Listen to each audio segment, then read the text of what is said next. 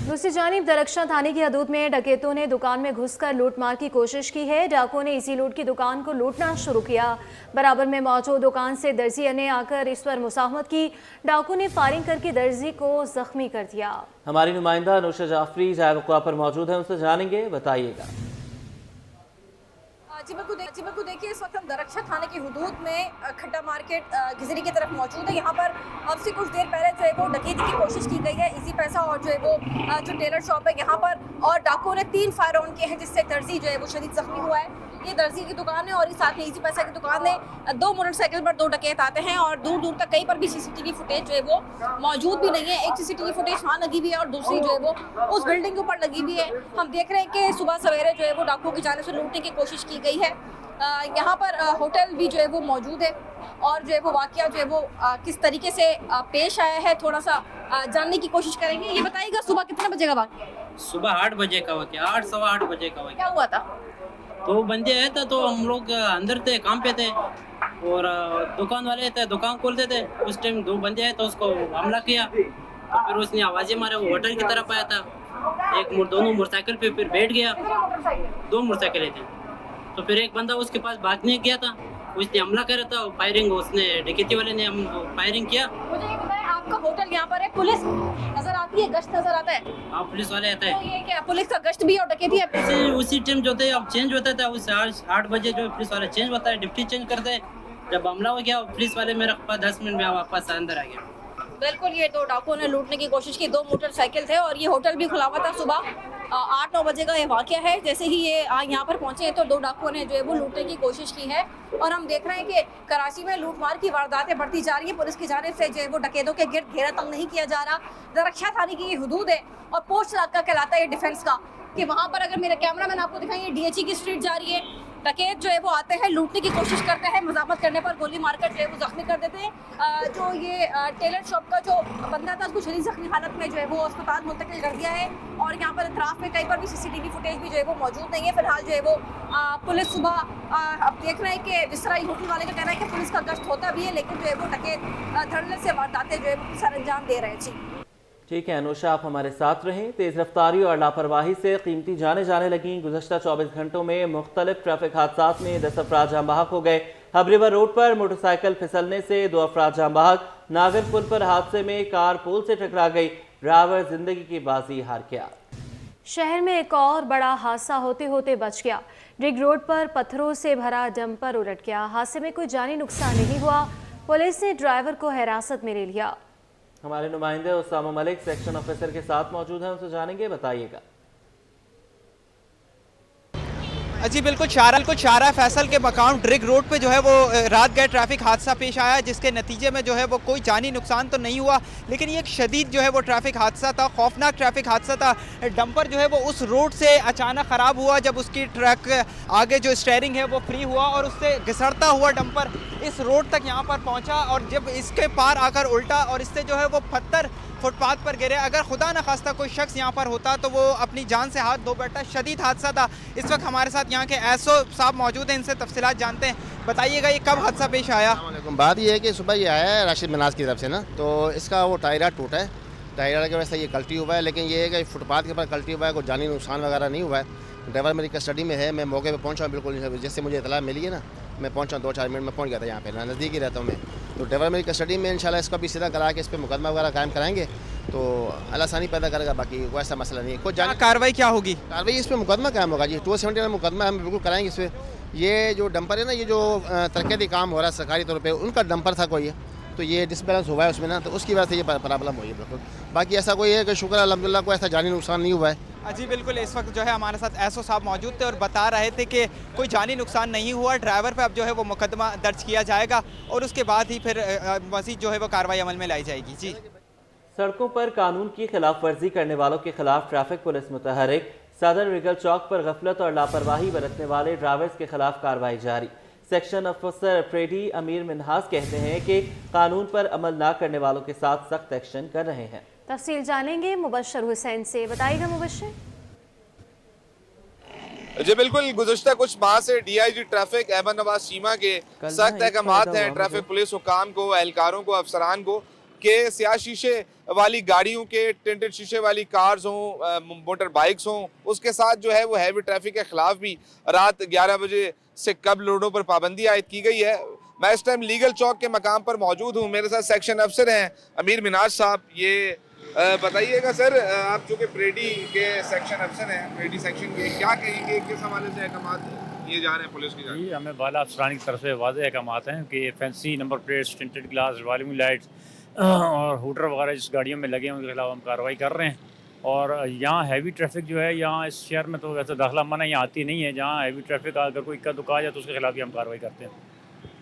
जी, जैसे कि मेरे साथ प्रेडी सेक्शन के सेक्शन अफसर हैं ट्रैफिक पुलिस के अमीर मिनाज साहब, इनका बताना है कि मुतअद्दिद सेक्शंस में ये अहकाम जारी की गई हैं और इस वक्त जो है वो ये मामला कदरे काफ़ी जो है वो उस पर अमल दरामद किया जा रहा है, जिसमें स्याह शीशे वाली गाड़ियाँ हों, फैंसी नंबर प्लेट्स हों और बिलखसूस आज जो यहाँ चलान के ख़िलाफ़ जो हैवी व्हीकल्स हैं उनके खिलाफ चलान किए जा रहे हैं। उनका ये भी बताना है कि माजी में भी और रवा माह में मुतअद्दिद मुकदमात जो है वो कायम कर चुके हैं और 279 के तहत भी जो है वो गाड़ियाँ बंद की हैं। जी, कौन बनेगा DG Sindh food authority? Sindh food authority में डायरेक्टर जनरल का ओहदा खाली। बेशतर अफसरान डीजी के ओहदे की दौड़ में शामिल।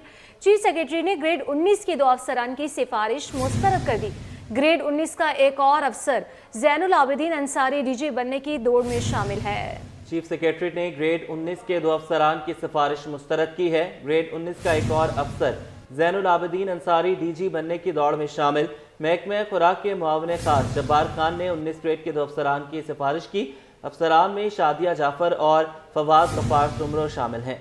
शादिया जाफर डायरेक्टर सिप्रा के ओहदे पर बराजमान हैं। बात करने के लिए आज़ाद नोहरियों ने हमें ज्वाइन किया है। आज़ाद, अपडेट कीजिएगा इस पर। जी बिल्कुल, इस वक्त director general Sindh food authority का ओहदा गुज़िश्ता एक हफ्ते से ज़्यादा अरसे से खाली है।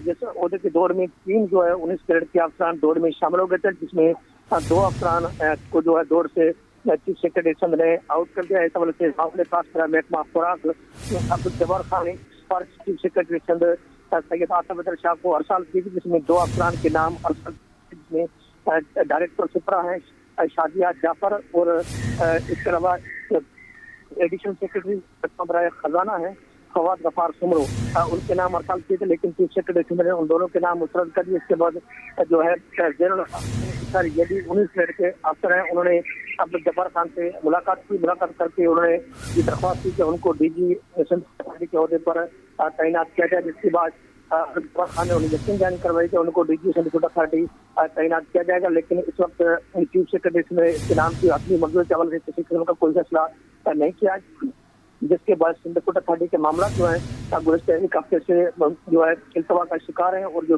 कॉन्ट्रैक्ट पर भर्ती मुलाजिम है उनकी गुज़िश्ता 1 माह की जो तनख्वाह है ताल नहीं हो सकती है और मुलाजिम जो है परेशानी के आलम में मुब्तला है। लेकिन इस वक्त director general Sindh food authority का जो ओहदा 20 ग्रेड का है, लेकिन ओहदे के उसूल के लिए 19 ग्रेड के अफसरान सरगर्म हो गए। लेकिन चीफ सेक्रेटरी सिंध की जानब से इस ओहदे पर किसी को विराजमान नहीं किया जा रहा है, क्योंकि गुज़िश्ता हफ्ते डीजी सिंध फूड अथॉरिटी के ओहदे पर मुजम्मल हुसैन हाले फोटो को ओहदे से फारिग करके उनको होस्ट बना दिया गया था और डीजी सिंध फूड अथॉरिटी का इजाफी चार्ज जो सेक्रेटरी महकमा खुराक खालिद महमूद शेख के हवाले कर दिया गया। लेकिन ताल खालिद महमूद शेख भी मुतरक नहीं हो, जिसके बाद महकमा इस वक्त मुकम्मल तौर पर मफलूज बनकर रह गया है। जी ठीक है आज़ाद, अभी आप हमारे साथ रहिए। महकमे बराए तरक्की ख़वातीन में अफसरान की अगले ओहदे पर तरक्कियाँ देने का मामला। ग्रेड 2 से 18 के अफसरान को तरक्कियाँ देने के लिए कमेटियाँ तश्कील। सिलेक्शन कमेटियों के इंतजामी ढांचे को असर नौ तश्कील दे दिया गया। महकमे सर्विसेज जनरल एडमिनिस्ट्रेशन व कोऑर्डिनेशन ने बाकायदा तौर पर नोटिफिकेशन भी जारी किया है। तफसीलात आज़ाद नोहरियों से हासिल करेंगे। आज़ाद, बताइएगा।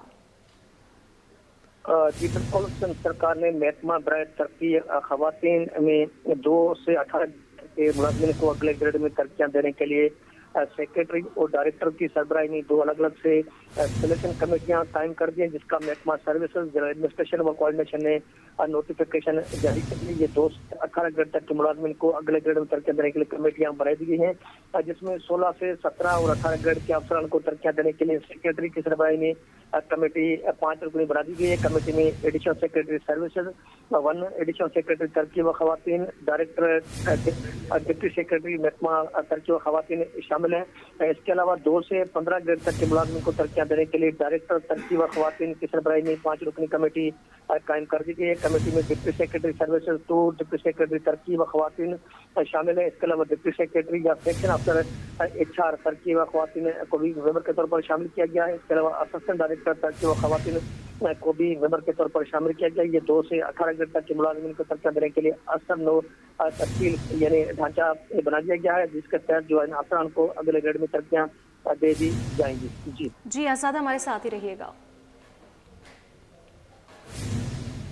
सिंध हुकूमत का सूबे में मादनी वसाइल का जियोलॉजिकल सर्वे करवाने का फैसला। कानों की बहाली में गफलत बरतने पर चीफ सेक्रेटरी बरहम हो गए। कानों और लीजीज के रिकॉर्ड को डिजिटलाइज और जियो टैगिंग की हिदायत भी जारी की हैं। इस पर तफसीलात लेंगे आज़ाद मोहरियों से, अपडेट कीजिएगा इस पर भी।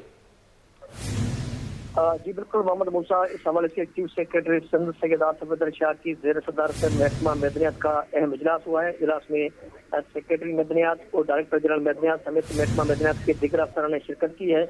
इजलास में सूबे में मजीद मदनी वसाइल की तलाश के लिए जियोलॉजिकल सर्वे पाकिस्तान के साथ स्टडी करने की चीफ सेक्रेटरी ने हिदायत की है। इसके अलावा आसिफ अहमद शाह ने कहा है कि मदनियात की नीलामी शफाफ और बिन अक़वामी सरमाकारों को भी शामिल किया जाए। इसके साथ साथ चीफ सेक्रेटरी ने यह भी कहा है महकमा कानून की वेबसाइट को अपडेट करके सरमाकारों के लिए कारोबारी मॉडल जो पेश किया जाए। इसके अलावा संघ में 350 कानूनी की लीजर से सालाना 1.7 आमदनी हो रही है। कहना सेक्रेटरी मदनियात का। सेक्रेटरी मदनियात ने इजलास में बताया कि सूबे में माइंड टेस्टिंग के लिए लेबोरेटरी की कयाम की हालत लेबोरेटरी भी बनाई जा रही है।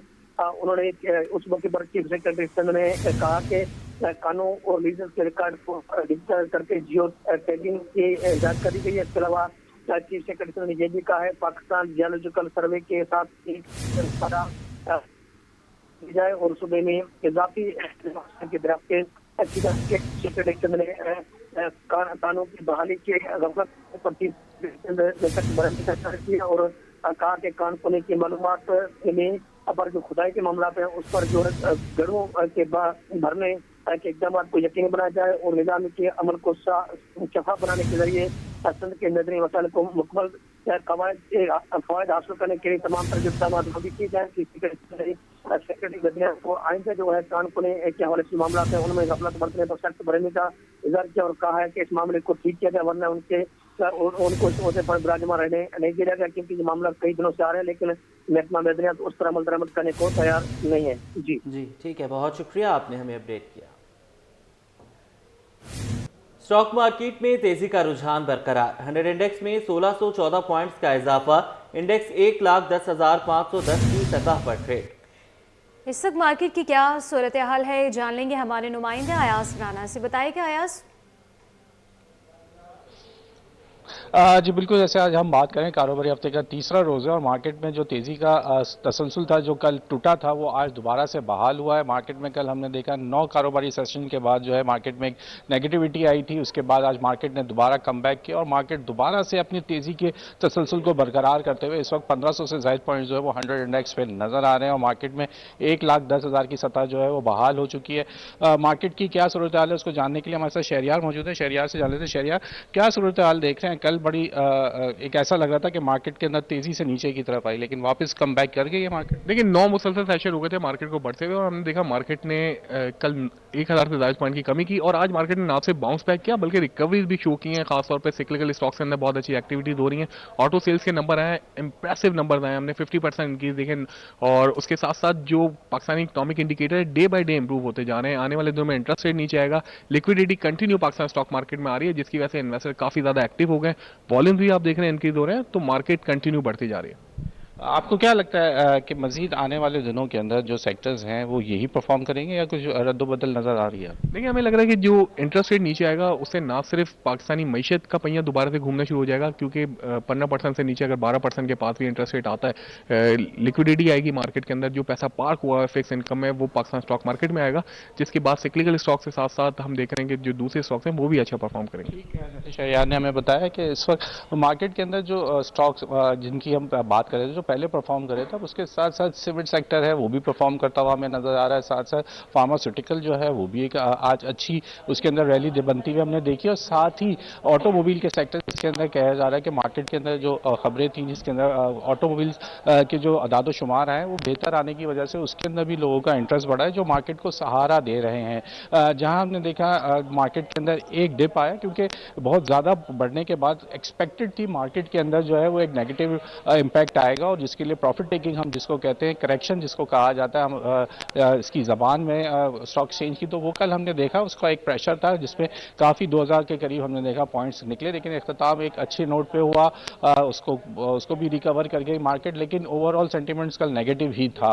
लेकिन मार्केट ने अपनी जो सूरत हाल है उसको आज दोबारा से बाउंस बैक जैसे देखा जा रहा है। मार्केट के अंदर 1500 से जायद का जो इस वक्त रेंज बॉन्ड है, मार्केट उसी के अंदर इस वक्त ट्रेड होती हुई हमें नज़र आ रही है। दिन का इख्तिताम हमें लगता है कि मार्केट में सुबह जैसे 1,11,000 की सतह को छू रही है, जो इसकी कल भी हमने देखा था जब मार्केट ने 1,11,000 की सतह को छुआ, उसके बाद सरमायाकारों ने जो तरजीह दी कि मुनाफे को हासिल किया जाए, तो कल का दिन था मुनाफे का हासिल करने का, लेकिन आज जो है सरमायाकारों की जानिब से जो है वो शेयर्स की खरीदारी को तरजीह दी जा रही है, जिसकी वजह से मार्केट के अंदर हम वो तेज़ी का जो तसलसल कल टूटा था उसको बरकरार आज किया है, और बल्कि मजीद आगे की ही तरफ नज़र आ रही है, क्योंकि 1500 के पॉइंट्स जो हैं वो मार्केट के लिए बहुत ही खुशाइन होते हैं, और मार्केट में लगता ये है कि जब इतने ज़्यादा प्रॉफिट हो जाता है मार्केट के अंदर, जब इतना ज़्यादा गेन हो जाता है, एक खौफ होता है मार्केट में कि इसके ऊपर प्रेशर आ सकता है। लेकिन जहां हम देखते हैं कि इंस्टीट्यूशंस इसके अंदर इन्वॉल्व हैं, इसके अंदर म्यूचुअल फंड जो है वो इन्वॉल्व है, जो खासी बाइंग कर रहा है, जिसकी वजह से मार्केट को सहारा मिला हुआ है।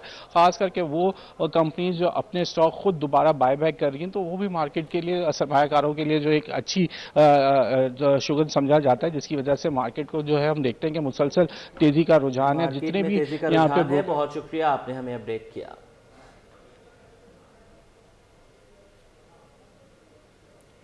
कराची टैक्स बार के सालाना इंतखाबात ऑफिस बेयर्स बिला मुकाबला मुंतखब हो गए। सिर्फ एग्जीक्यूटिव कमेटी की एक नशिस्त पर इलेक्शन होगा, जिसके लिए पोलिंग कुछ देर बाद शुरू होगी। काविश मेमन से तफसीलात लेते हैं, बताइएगा।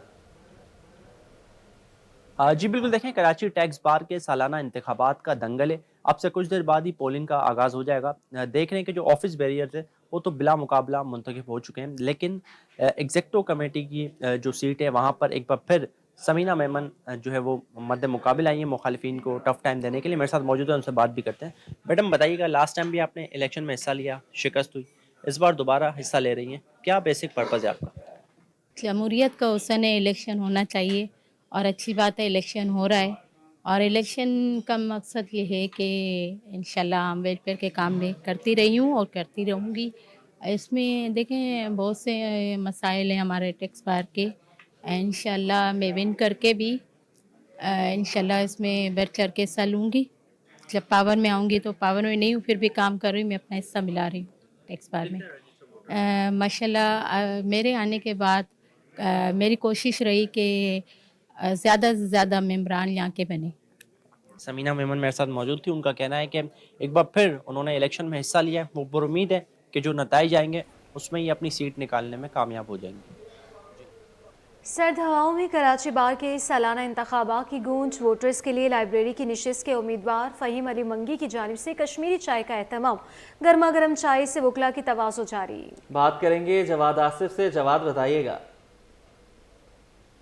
जी बिल्कुल, देखें कराची बार एसोसिएशन के सालाना इंतखाबात में फ़कत 3 दिन बाकी हैं और उम्मीदवारों ने अपनी कमर कस ली है। कोई कश्मीरी चाय का इंतज़ाम कर रहा है वोटर को मुतवज्जा करने के लिए, तो कोई गले लगा रहा है अपने वकला भाइयों को। इस वक्त मैं मौजूद हूँ, लाइब्रेरियन की नशिस्त के उम्मीदवार हैं फ़हीम अली मंगी मेरे साथ मौजूद हैं, और इनकी जानिब से आज वकला के लिए जो है वो कश्मीरी चाय का अहतमाम भी किया गया है। इनसे बात करते हैं।